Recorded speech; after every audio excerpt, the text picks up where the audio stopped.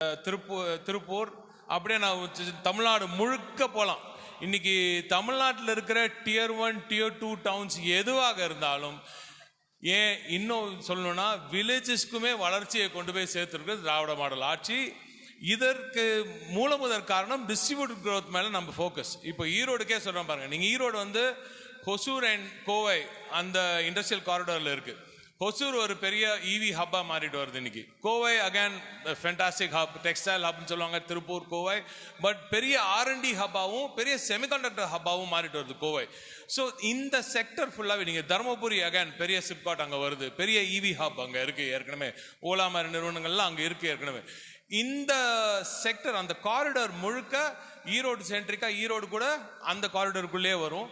இதை தாண்டி tidal parks tidal park உங்களுக்கு நல்லா தெரியும். தமிழ்நாட்டில் ஒரு பெரிய ஐடி புரட்சி வந்ததுக்கு காரணம் முத்தமிழர் கலைஞர் அவர்கள் காலத்தில் 2000 நாம ஐடி பார்க் உருவாக்கினோம், டைடல் பார்க் அப்போ உருவாக்கினோம். ஆனால் டைடல் பார்க் மேஜர் சிட்டிஸில் இருக்குமே தவிர சின்ன சின்ன டவுன்ஸுக்கு கொண்டு போனோம். அந்த பரவலாக்கப்பட்ட வளர்ச்சி நோக்கம் இருக்கு இல்லையா, அதை நோக்கி சொல்கிறேன். இந்த பரவலாக்கப்பட்ட வளர்ச்சி தமிழ்நாட்டின் அனைத்து பகுதிக்கும் கிடைக்க வேண்டும்ன்றதுக்காகத்தான் சின்ன சின்ன டவுன்ஸுக்குமே நம்ம டைடல் பார்க் கொண்டு போகிறோம். இப்போ தஞ்சாவூரில் இதுவரை நெற்களஞ்சியம், பெரிய தொழில் வளர்ச்சி இல்லை, பெரிய ஐடி ஜாப்ஸ்லாம் இல்லைன்னு சொல்லுவாங்க. ஆனால் தஞ்சாவூருக்கு இன்னைக்கு கொண்டு போய் ஒரு ஐடி பார்க் அங்கே தொடங்குற அன்னைக்கே துவங்கிறதுக்கு முன்னாடியே ஃபுல்லாச்சு. இப்போ நாகப்பட்டினத்துக்கு ஒன்று அறிவிச்சிருக்கோம், கன்னியாகுமரியில் ஒரு டைடல் நியோ வருது, தூத்துக்குடியில் திறந்து அது ஃபுல்லாக இருக்குது, விழுப்புரத்தில் ஒன்று திறந்துருக்கோம், வேலூரில் திறந்து ஃபுல்லாக இருக்குது, திருப்பூரில் திறந்துருக்கோம், ராசிபுரத்தில் திறக்கிறோம். இப்படி ஈரோட்லேயும் ஒரு டைடல் நியோ பார்க் வருது. சுற்றி அங்கே தான் வரேன். ஸோ அதனால் ஈரோடுக்கும் ஒரு டைடல் நியோ பார்க் கொடுத்துருக்கோம். அதை தாண்டி ஒவ்வொரு பகுதிகளும் இருக்கிற இன்ஸ்டிடியூஷன்ஸ், என்னென்ன எஜுகேஷன் இன்ஸ்டிடியூஷன்ஸ் இருக்குது, அங்கே எப்படிப்பட்ட பிள்ளைகள் என்னென்ன படிச்சுக்கிட்டு இருக்காங்க, அவர்களுக்கு எப்படிப்பட்ட வேலை வாய்ப்பு கொடுத்தா அங்கே கொண்டு வரலாம் இண்டஸ்ட்ரியை அப்படின்றதெல்லாம் பார்த்து தான் இண்டஸ்ட்ரியை கொடுக்குறோம். ஒரே ஒரு முக்கியமான ஒரு விஷயம் சொல்கிறேன். டிஸ்ட்ரிபியூட்டட் growthல தமிழ்நாட்டில் இப்போ கிட்டத்தட்ட 12.25 லட்சம் கோடி நம்ம மாண்புமிகு முதலமைச்சர் ஆட்சி பொறுப்பேற்று இந்த 4.5 ஆண்டுகளில் மட்டுமே ஏறத்தாழ 12.5 lakh crores மேலே முதலீடுகள் தமிழ்நாட்டை நோக்கி வந்திருக்கு. இதை நார்த் சவுத் ஈஸ்ட் வெஸ்ட் பிரித்தீங்கன்னா நார்த் தமிழ்நாடுக்கு ஆல்மோஸ்ட் 30%, சவுத் தமிழ்நாடுக்கு மிக முக்கியமாக இதுவரை தொழில் வளர்ச்சியே இல்லாத ஒரு சவுத் தமிழ்நாடுக்கு வின்ஃபாஸ்ட் மாதிரி பெருநிறுவனங்கள், டாடா சோலார் போன்ற அந்த சோலார் கிளஸ்டருக்கு ஒரு பெருநிறுவனங்கள், ஹியுண்டை ஷிப் பில்டிங் தூத்துக்குடிக்கு வந்திருக்கு. இப்போ இந்த பில்டெல்லாம் எப்போ நடந்துச்சு? முன்னாடி தூத்துக்குடிக்கு இதெல்லாம் இல்லாமல் இருந்துச்சு. இன்று தூத்துக்குடி உலகத்தரம் வாய்ந்த ஒரு கப்பல் கட்டும் துறைமுகம் ஒரு இடமாக மாறப்போகிறது. ஆக இந்த distributed growth all over Tamil Nadu கொண்டு வரதுக்கு இப்படி 30 to the west Tamil Nadu about 15, to the east Tamil Nadu about 15 and about அந்த பேலன்ஸ் சென்ட்ரல் தமிழ்நாடுல. இதெல்லாம் எதுக்கு இந்த ஸ்ப்ரெட் ஏன் இப்படி இருக்குன்னா, வெஸ்ட் தமிழ்நாட்டில் மோஸ்ட்லி அந்த லேண்ட் கிடைக்காத மட்டும்தான் இன்னும் பெருசாக பண்ண இன்னும் பெரிய முக்கியமான நிறுவனங்கள்லாம் அங்கே வரதுக்கு தயாராக இருக்கிறாங்க. அதனால லேண்ட் கம்மியாக கிடைக்கிறதுனால செமிகண்டக்டர் யூனிட்ஸ் மாதிரி செமிகண்டக்டர் எக்யூப்மெண்ட் மேனுஃபேக்சரிங், புரியுதா, செமிகண்டக்டர் யூனிட்ஸ் கொடுக்கலனா கூட செமிகண்டக்டர் செய்வதற்கான எக்யூப்மெண்ட் மேனுஃபேக்சரிங் கோயம்புத்தூர்ல கொண்டு போய் கொடுக்குறோம். ஸோ இப்படி பார்த்து செய்கிறார் மாண்புமிகு திராவிட நாயகன் அவர்கள். லாஸ்ட் பாயிண்ட், இவ்வளவு பெரிய வளர்ச்சி வருவதற்கு அடித்தளம் talent, right? Tamil Nadu is the talent capital of the nation. Tamil Nadu is the talent capital of south ஏஷியானே சொல்லலாம். ஏறத்தாழ 150,000 engineers come out of our colleges every single year. 150,000 engineers. ஆக நம்மளோட காம்படிஷன் ஏன் அங்கே உலக நாடுகளோட இருக்குன்னா, நம்மளை தாண்டி ஸ்கில்லிங் பண்ணுறதுக்கு நம்ம நாட்டில் ஆள் இல்லை. எஸ், ஈரோடுக்கு பெரிய வளர்ச்சி வருது. தமிழ்நாட்டில் இருக்க அனைத்து பகுதிகளுக்கும் வரலாக்கப்பட்ட வளர்ச்சி உறுதி செய்யப்பட்டு வருகிறது. Thank you, ministers. Thank you so much. I think everybody's question was done. Thank you very much. அவங்க அதுல ஸ்பெஷலா அவங்களுக்கு ஈரோடுக்கு வருமா, அதுதான் அவங்களோட கேள்வியா இருந்தது. ஈரோடுக்கு டைடல் நியோ வருது. அதை தாண்டி அந்த பெருந்துறை சிப்காட்டில் நிறையா திட்டங்கள், அங்கே ஏற்கனவே இருந்த அந்த பொல்யூஷன் இஷ்யூஸ்லாம் சால்வ் பண்ணி அங்கே ஒரு சிஇடிபி ஒரு 45 crores கொடுத்துருக்கோம். ஒரு பிளக் அண்ட் பிளே செட்டப், ஒரு வேர் ஹவுஸ் மாதிரி ஒரு செட்டப், ஒரு ரெடி பெல்ட் ஃபேக்ட்ரி செட்டப் ஒன்று 20 crores கட்டியிருக்கோம். இப்படி தொடர்ந்து நிறையா ஈரோடுக்கு வருது. ராசிபுரத்தில் ஒரு பக்கத்தில் இருக்கிற அங்கே ஒரு டைடல் நியோவும் வருது. ஸோ அந்த பகுதிக்கு பெரிய டெவலப்மெண்ட் நிச்சயமாக வருது. Thank you, ministers. Thank you so much for joining us. And thank you, students. Thank you very much.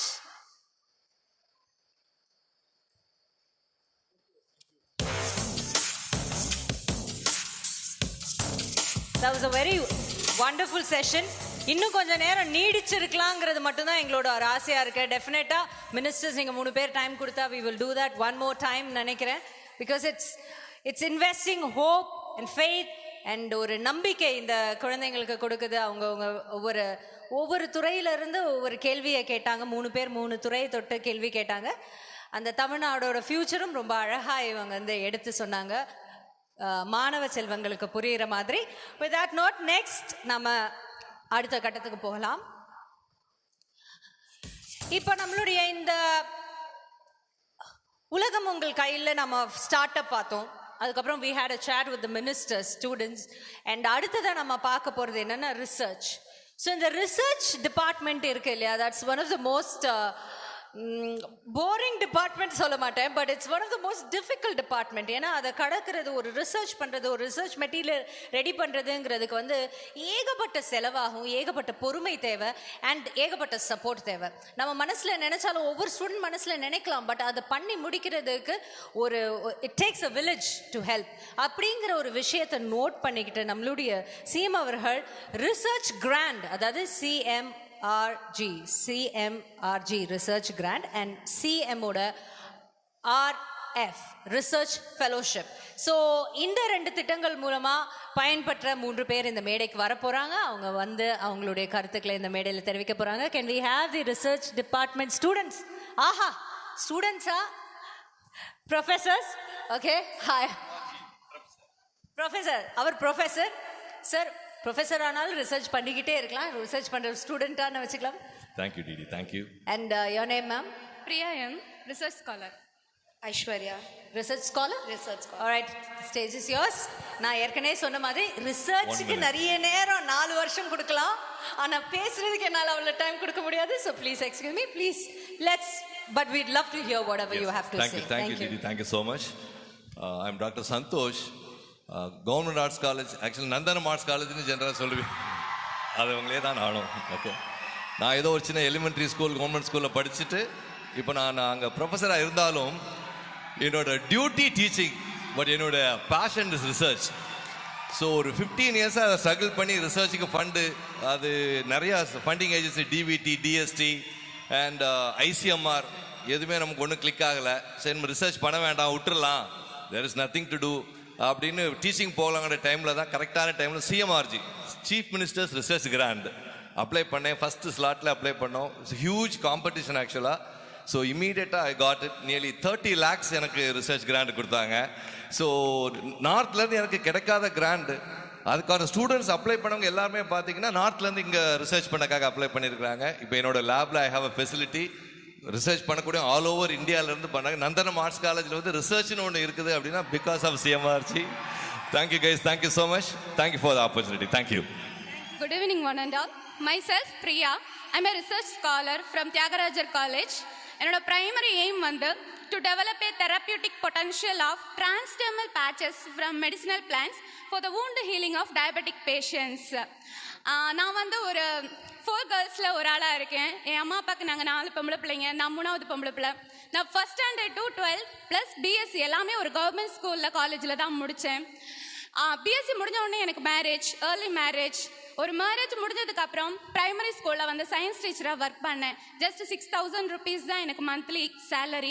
After that நான் என் ஹஸ்பண்ட் ஃபேமிலிக்கிட்டையும் சொன்னேன், நான் எம்எஸ்சி படிக்கணும் அப்படின்னு, எம்எஸ்சி ரெகுலராக படிக்கணும்னு சொல்லி. எம்எஸ்சி ரெகுலர் அப்படின்னு கேட்டோடனே சொசைட்டியும் சரி ஃபேமிலிலையும் கொஞ்சம் ஆப்போசிஷன் இருந்துச்சு. அதுக்கப்புறம் அவங்களோட ஹெல்ப்போட நான் எம்எஸ்சி ரெகுலரில் முடித்தேன். பிஎஸ்சிலையும் எம்எஸ்சிலையும் கோல்டு மெடல் வாங்கினேன். அதுக்கப்புறம் corona break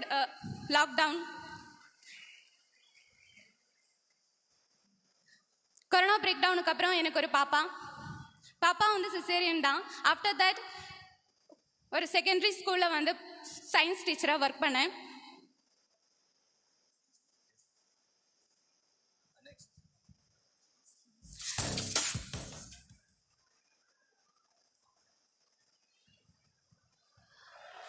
Let's welcome Honorable Deputy Chief Minister. He's amongst us. Sir, welcome, sir.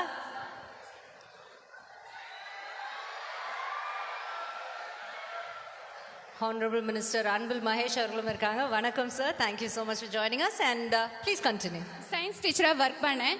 அதுக்கு அப்போவுமே ஒரு ஆசை இருந்துச்சு பிஹெச்டி ஒர்க் பண்ணணும் அப்படின்னு. ஆனால் அதுக்கேற்ற ஒரு எக்கனாமிக்காக பேலன்ஸ் எங்கள் வீட்டில் கிடையாது. ஸோ என் ஹஸ்பண்டுமே ஒரு டெய்லி வேஜஸ் தான்.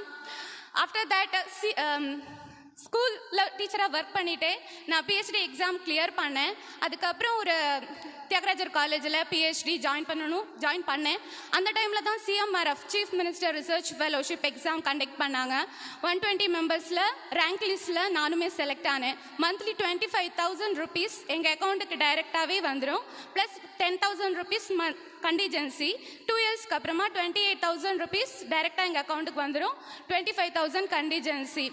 ஸோ இந்த மாதிரி என்னோட ரிசர்ச்சில் தெரப்யூட்டிக் பொட்டன்ஷியல் டெவலப் பண்ணுறதுல வந்து கேரக்டரைசேஷன் பார்ட் யூவியாக இருக்கட்டும், எக்ஸ்ஆர்டி, ஜிசிஎம்எஸ், ஹெச்பிஎல்சி, ஜிசிஎம்எஸ், இந்த மாதிரி நிறையா கேரக்டரைசேஷன் வந்து காஸ்ட்லி. அதே மாதிரி நான் செலக்ட் பண்ணியிருக்க நானோ பார்ட்டிகல்ஸ் வந்து கோல்டு நானோ பார்ட்டிகல் ப்ளஸ் ஜைட்டோசான். அதோட ட்ரக் டிசைனிங்குமே ரொம்ப காஸ்ட்லியானது. ஸோ இந்த சிஎம்ஆர்எஃப் ஃபண்டு வந்து எனக்கு ஒரு பேக் போனாக என்னை சப்போர்ட் பண்ணுது. இந்த தன்னம்பிக்கைக்கும் இந்த ஒரு தைரியத்தையும் கொடுத்த சிஎம்ஆர்எஃப் ஃபெலோஷிப்புக்கும் சிஎம் ஸ்டாலின் சார் அவர்களுக்கும் நன்றி. கேர்ள்ஸ் கிட்ட ஒரே ஒரு விஷயம் சொல்லிக்கிறேன், என்ன வேணா சாக்ரிஃபைஸ் பண்ணுங்க, ஸ்டடீஸையும் ட்ரீம்ஸையும் மட்டும் சாக்ரிஃபைஸ் பண்ணாதீங்க. Thank you so much. Thank you. Please. Thank you for the opportunity. என் பெயர் Aishwarya. Tourism and travel management அப்படின்ற ஒரு ஃபீல்ட் ஆஃப் ஸ்டடியில் என்னோட ரிசர்ச்சை கொண்டு போய்கிட்டு இருக்கேன். So it is a very challenging area. பாக்கெட்லேருந்து செலவு பண்ணணும். சிஎம்ஆர்எஃப்க்கு முன்னாடி, சிஎம்ஆர்எஃப்க்கு அப்புறம்னு என்னோட கிராஃபை நான் இங்கே மெஷர் பண்ண விரும்புகிறேன். அதற்கு முன்னாடி என்னோட பாக்கெட்லேருந்து நான் செலவு பண்ணணும், எல்லாமே பண்ணணும். ஒரு ஃபினான்ஷியல் டிபெண்டன்ஸ், ஃபினான்ஷியல் இண்டிபெண்டன்ஸ், இந்த ஒரு வார்த்தைக்கான வித்தியாசம் என்னோட சிஎம்ஆர்எஃப் எக்ஸாமை நான் கிளியர் பண்ணதுக்கு அப்புறமா எனக்கு கிடச்சிது. This is the first competitive exam that I cleared. State லெவலில் ஒரு எக்ஸாமினேஷன் வச்சு பிஹெச்டி அப்படின்ற ஒரு minor group of education, vast group இருப்பாங்க அண்டர் கிராஜுவேஷன், போஸ்ட் கிராஜுவேஷனில். பிஹெச்டி படிக்கிற குரூப்புக்குமே ஃபினான்ஷியல் நீட் இருக்குன்னு தெரிஞ்சு அதில் எங்களுக்கு கொடுத்துருக்கிற இந்த ஒரு ஆப்பர்ச்சுனிட்டியை நான் ரொம்ப தேங்க்ஃபுல்லாக எடுத்துக்கிறேன். இது நன்றி சொல்கிறதுக்கான மேடை இல்லை தான், பட் எங்களை கன்சிடர் பண்ணி எங்கள் சீனியர்ஸை நாங்கள் பார்த்துருக்கோம், அவங்க எவ்வளோ ஸ்ட்ரகிள் பண்ணியிருக்காங்க அவங்களோட பிஹெச்டி ஜேர்னியில் அப்படின்ற போது நான் ரொம்ப கிரேட்ஃபுல்லாக இருக்கேன், ரொம்ப ஃபார்ச்சுனேட்டாக இருக்கேன் என்னோட பிஹெச்டியை சிஎம்ஆர்எஃப் மூலமாக கண்டினியூ பண்ணுறதுக்கு. We have our honorable chief minister here with us. Can we give a big round of applause?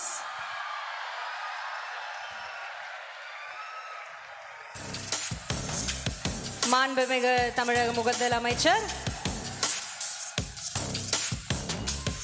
திரு மு க ஸ்டாலின் அவர்கள் வந்திருக்கிறார். அவருக்கு ஒரு பெரிய கைதட்டலை கொடுக்குமாறு கேட்டுக்கொள்கிறோம் மாணவ செல்வங்களே.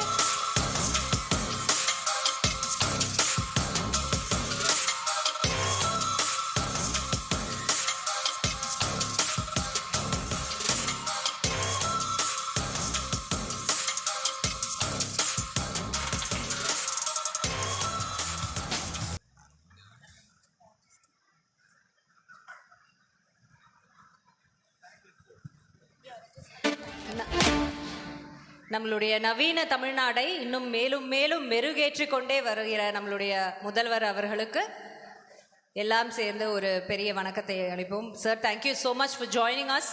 ரொம்ப நேரமாக இங்கே வந்துட்டு நீங்கள் செஞ்ச திட்டங்கள் அதில் பயனற்ற நிறைய பேர் வந்து பேசினாங்க.